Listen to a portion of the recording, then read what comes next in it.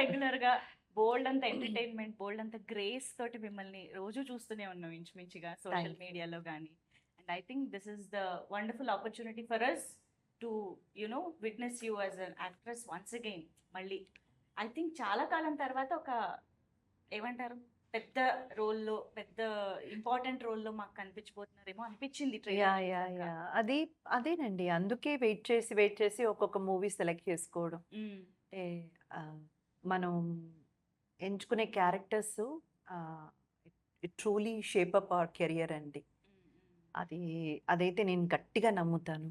So ఏదొస్తే అది ఎలా పడితే అలా చేసుకుంటూ వెళ్ళకుండా మన క్యారెక్టర్ నిలబడి మాట్లాడాలి. మ్మ్. కొంచెం ఆడియన్స్ చూసి మూవీ చూసి బయటకు వచ్చినప్పుడు కనీసం మన గురించి కూడా ఏదో ఒక్క మాట చెప్పుకునేటట్టు, ఒక Yeah. క్యారెక్టర్ లేకపోతే మళ్ళీ చేయడం Ah. వేస్ట్ కదండి. అందుకే సో అలా ఈ సినిమాతో మళ్ళీ మా ముందుకు వస్తున్నారు.